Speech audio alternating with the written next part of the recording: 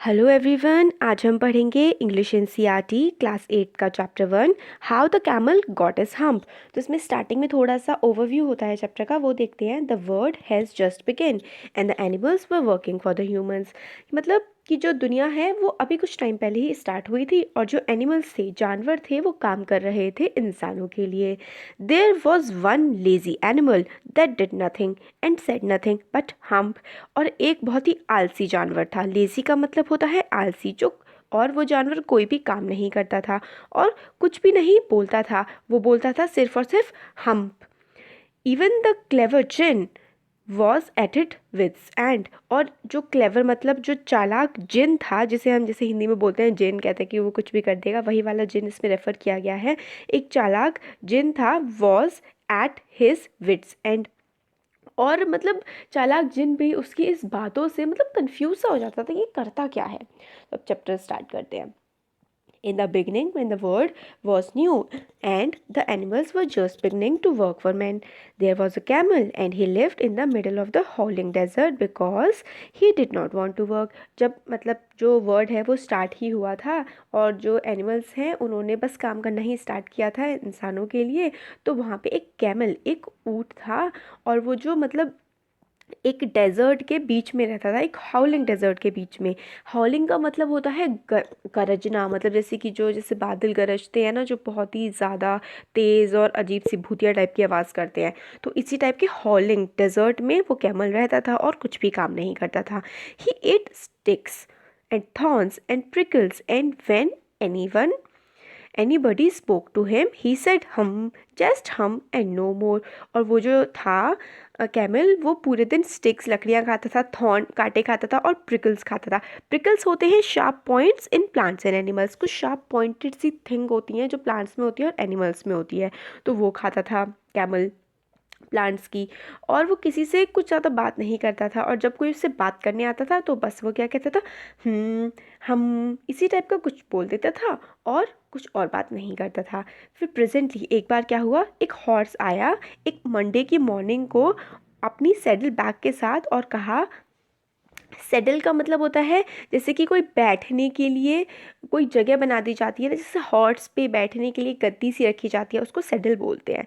तो एक दिन हॉर्स आया मंडे की मॉर्निंग में अपनी सेडल बैग के साथ और कहा, camel O camel come out and trot like the rest of us. तुम बाहर आ जाओ और हमारे साथ सबके तेज चलना स्टार्ट कर दो। ट्रॉट का मतलब होता है तेज सी चाल, भागने से थोड़ा कम और नॉर्मल चलने से थोड़ा ज़्यादा जो वॉक होती है उसको हम ट्रॉट कहते हैं।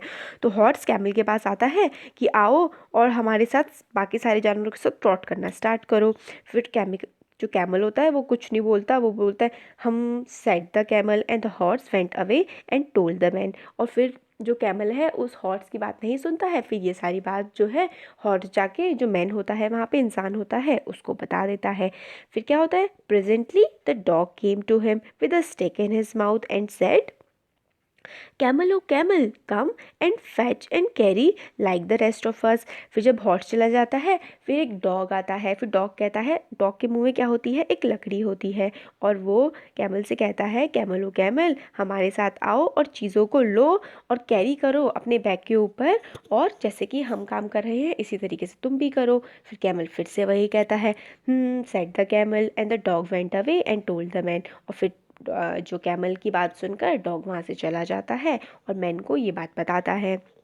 फिर क्या होता है, presently the ox came to him with a yoke on his back and said, camel O camel come and plough like the rest of us. फिर क्या होता है, जब डॉग भी चला जाता है तो ऑक्स आता है। फिर ऑक्स उसके ऑक्स की बैक पे क्या होता है, एक पट्टा टाइप का लगा होता है, सॉरी उसकी नेक पे, मतलब उसकी ऑक्स की नेक पे एक पट्टा टाइप का लगा होता है ना, जैसे कि दो ऑक्स को एक साथ बांधने के लिए ताकि उनको खींचा जा सके और काम करवाया जा सके। तो इस टाइप का जो योक होता है उसको हिंदी में हम पट्टा बोलते हैं।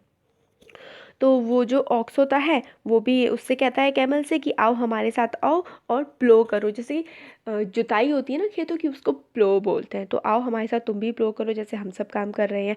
फिर से कैमल वही कहता है, said the camel and the ox went away and told the man. फिर जो है ऑक्स भी कैमल की इस बात को सुन के कुछ बात तो कहता ही नहीं है, वो सिर्फ हम करता रहता है। तो यही बात जाके कैमल, वो कैमल नहीं, ऑक्स जो है वो मैन को बता देता है कि जो कैमल है वो तो हम्प ही करे जा रहा है बस। फिर क्या होता है, at the end of the day the man called the horse dog and the ox together and said, 303, I am very sorry for you. But the thing in the desert cannot work, or he would have been there by now. So I am going to leave him alone and you must work double time to make up for it. फिर जो man होता है वो बाकी तीनों जानवरों को, aux को, हॉर्स को, डॉग को बुलाता है और कहता है कि ये जो डेजर्ट में, रेगिस्तान में ये हम जो वाली थिंग है ये कोई काम नहीं करना चाहती है, और अगर इसको करना होता तो ये अभी तक आ जाता, मगर अब वो नहीं कर पा रहा है तो तुम तीनों को दुगना काम करना पड़ेगा, डबल टाइम तक काम करना पड़ेगा उस काम को पूरा करने के लिए जो वो हम्प वाली जो चीज़ है वो करती। That made the three very angry, और ये बात सुनकर उन तीनों को बहुत गुस्सा आ जाता है। And they held a panchayat on the edge of desert and the camel came chewing cud and laughed at them. फिर क्या होता है, इन तीनों को तो गुस्सा आ जाता है तो वो एक पंचायत बुलाते हैं तीनों मिलके डेजर्ट रेगिस्तान के किनारे पर, और उसमें जो है कैमल भी आता है च्यू करता हुआ, चबाता हुआ अपना कट। कट क्या होता है कि जो ये काऊ होती है और कैमल, इस टाइप के जो वो होते हैं एनिमल्स होते हैं, ये अपना खाना जो खा लेते हैं फिर कुछ पार्ट जो होता है वो उनके माउथ में वापस आता है जिसको वो च्यू करते रहते हैं, उसको हम कट बोलते हैं। तो वो कैमल जो है वो अपने कट को च्यू करता हुआ आया और हंसता हुआ वहाँ से चला गया, और क्या बोल के गया, हम्प बोल के गया फिर से। फिर क्या होता है, presently there came along the djinn who was in charge of all desert rolling in a cloud of dust. फिर वहाँ पर क्या होता है, उन एनिमल्स के सामने एक जिन आता है। जिन उस डेजर्ट का इंचार्ज था, सारा उसका रख रखाव किया करता था डेजर्ट का, और वो कैसे आता है, एक rolling cloud of desert, rolling cloud of dust में। मतलब जैसे कि वो दिखाते हैं ना मूवीज़ में, पिक्चर्स में, जैसे इसमें पिक्चर दी हुई है, थोड़ा क्लियर नहीं हो रही है पिक्चर, जैसे पिंक पिंक कलर का जो पीछे है ये डस्ट है, जो जब जिन आता है उसके पीछे इस टाइप की रोलिंग क्लाउड ऑफ डस्ट होती है। अब djinn of all desert said the horse, is it right for anyone to be idle. तो जो जिन होता है उससे हॉर्स कहता है कि क्या ऐसा सही है कि कोई भी खाली रहे। तो जिन बोलता है certainly not. Well said the horse, there's a thing in the middle of your desert with a long neck and long legs and he hasn't done a stroke of work since Monday morning. He won't trot. फिर horse उसको बताता है जिन को कि बिल्कुल जो desert है, रेगिस्तान है, उसके बीचों बीच एक लंबी सी जो है गर्दन वाला और लंबे पैरों वाला एक जानवर है, वो मतलब बिल्कुल भी कोई काम नहीं करता है, और उसने मंडे से अभी तक कोई भी काम नहीं किया है, और वो तो ट्रॉट भी नहीं करता है, वो तो तेज से चलता भी नहीं है। फिर जिन बोलता है whew set the djinn whistling, whistling मतलब सीटी बजाते हुए, और इसी तरीके से व्यू करके बोलता है djinn, that's my camel what does he say about it. वो कहता है कि हाँ वो तो कैमल है, और फिर वो क्या कहता है इसके बारे में, वो फिर बाकी जानवर बताते हैं कि he says hump he won't blow said the ox. फिर ऑक्स बोलता है जिन को कि वो तो सिर्फ हम्प बोलता है और वो प्लो भी नहीं करता, कुछ जुताई भी नहीं करता। Very said very good, said the jinn. I will hump him if you will kindly wait a minute. फिर जो जिन है वो बोलता है कि मैं उसको हम करके आऊँगा अगर तुम लोग थोड़ी देर तक वेट करो। आई विल हम्प हिम का इसमें मतलब बताया गया है, I will deal with him appropriately, I will set him right. इसका मतलब है आई विल हम मतलब मैं उसके साथ बिल्कुल सही तरीके से बातचीत करूंगा और मैं ठीक कर दूंगा उसे, ऐसा करके जिन बोल के वहाँ से चला जाता है। अब इसका पार्ट 2 है, पार्ट 2 में भी वो एक छोटी सी समरी है, तो उसको हम आगे चैप्टर में भी पूरा अच्छे से देख लेते हैं। जिन rolled himself up in the dust cloak and took a walk across the desert.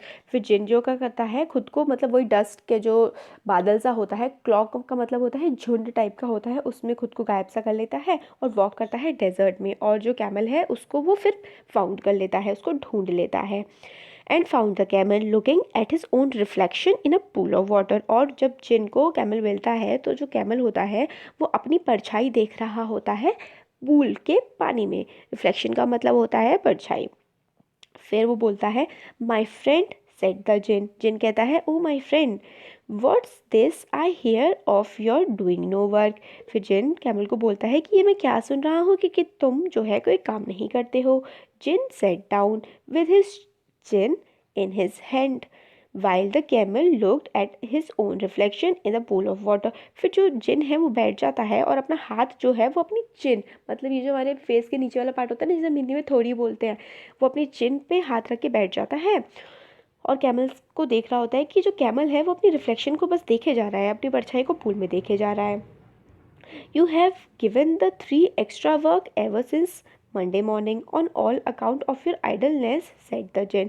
फिर वो कैमल को बताता है जिन कि तुम्हारी ये जो कुछ काम ना करने की वजह से बाकी जो 3 जानवर हैं उनको एक्स्ट्रा काम करना पड़ रहा है। And he went on thinking with his chin on his hand। और इस ये सब बोलने के बाद जो जिन होता है वो चुपचाप वहाँ पे बैठ करके अपने थोड़ी पे हाथ रख के सोचने लगता है।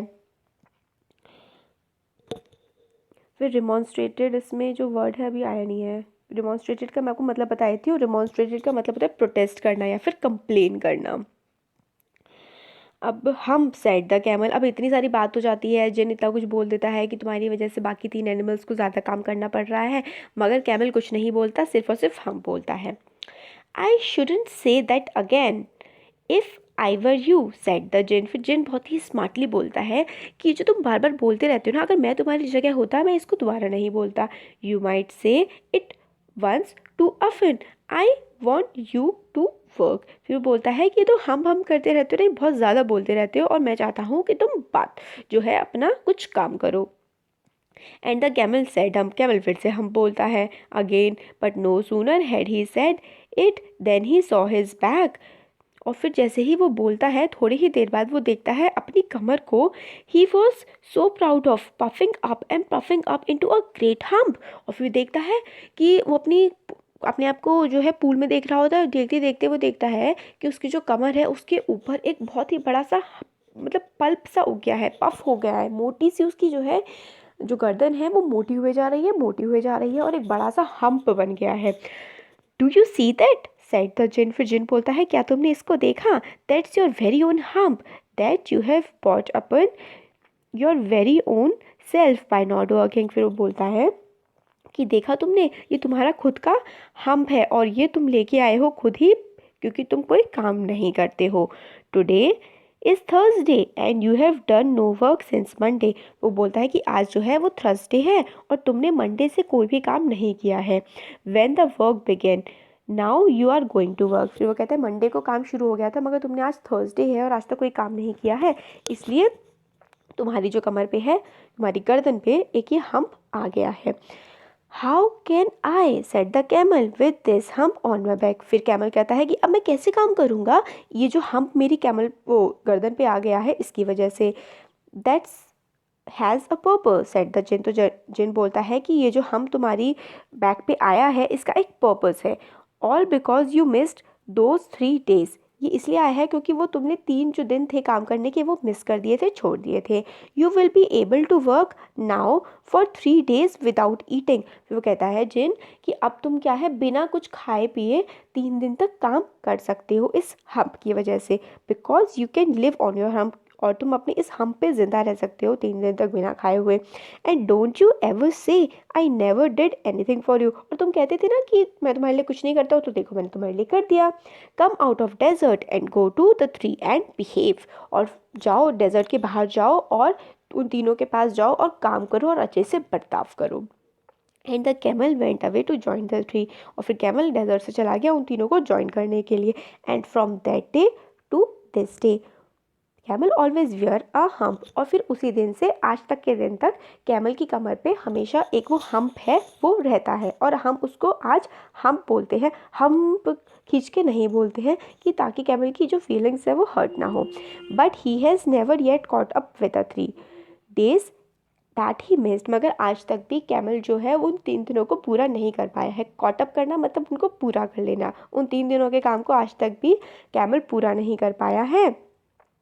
और इसीलिए तब से लेकर आज तक जो कैमल की बैक है उस पर हम्प बना हुआ है। And he has never yet learn how to behave, और उसने ये भी नहीं सीखा है कि किस तरीके से बिहेव किया जाता है।